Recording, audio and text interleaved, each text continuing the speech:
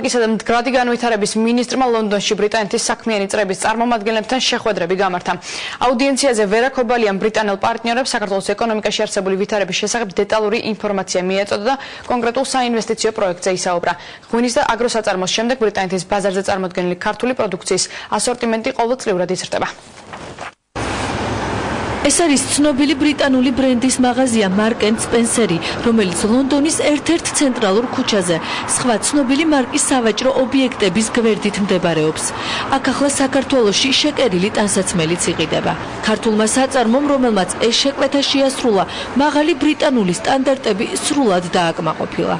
ქართული სოფლის მეურნეობის პროდუქცია უკვე იყიდება ყველაზე დიდ სავაჭრო ქსელებში დიდი ბრიტანეთის და არა მარტო სოფლის მეურნეობის პროდუქცია, არამედ სამრეწველო პროდუქციაც, მაგალითად ტანსაცმელი, რომელიც იკერება საქართველოში, იგი უკვე მოხდა და იყიდება წარმატებით დიდი ბრიტანეთის სავაჭრო ყველაზე ერთ-ერთ ცნობილ სავაჭრო ქსელში. ახალ საინვესტიციო პროექტებზე გაამახვილა ყურადღება საქართველოს ეკონომიკისა და მდგრადი განვითარების მინისტრმა ბრიტანეთში ვიზიტისას. ვერა ქობალიამ შეხვედრები ბრიტანეთის საინვესტიციო სააგენტოში, საჰაერო ტრანსპორტის ასოციაციაში და სავაჭრო პალატაში გამართა, რომელიც გაერთიანებული სამეფოს ყველა მსხვილ ბიზნეს სტრუქტურას აერთიანებს. გამიგია, რომ საქართველო ძალიან ლამაზი ქვეყანაა. ჩვენი მიზანია საქართველო უკეთ გავაცნოთ ბრიტანელებს. ტურისტები ყოველთვის ეძებენ კარგ და საინტერესო გარემოს, რაც თქვენს ქვეყანაში ნამდვილად არის. ჩვენთვის დიდი პატივია საქართველოს ეკონომიკის მინისტრთან შეხვედრა. გავეცანით მის მომავალ გეგმებს და უფრო მეტი გავიგეთ საქართველოს შესახებ. მე ვფიქრობ, რომ ამ ვიზიტის შემდეგ საქართველოში მეტი ტურისტი ჩამოვა გაერთიანებული სამეფოდან.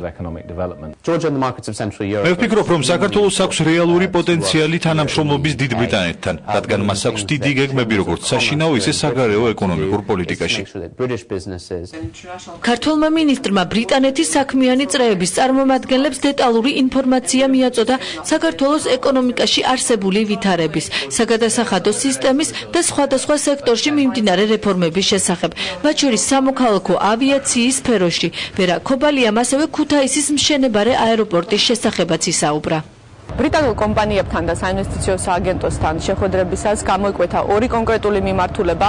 ერთი ქართული პროდუქციის გაზრდა ბრიტანულ ბაზარზე, მათ შორის სოფლის მეურნეობის სუპერმარკეტებში და მეორე ბრიტანული კომპანიების დამკვიდრება საქართველოში, რადგან განიხილავენ საქართველოს როგორც ჩვენი რეგიონის ცენტრს ბიზნეს საქმიანობის მიმართულებით.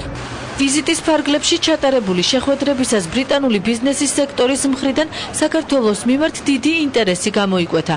მომავალში ბრიტანულ ბაზარზე ქართული პროდუქციის გაზრდა იგეგმება. ასევე ცნობილი გახდა, რომ მაისში ლონდონში ღვინის ფესტივალი გაიმართება, სადაც განსაკუთრებული ყურადღება ქართული ქვევრის ღვინოს დაეთმობა.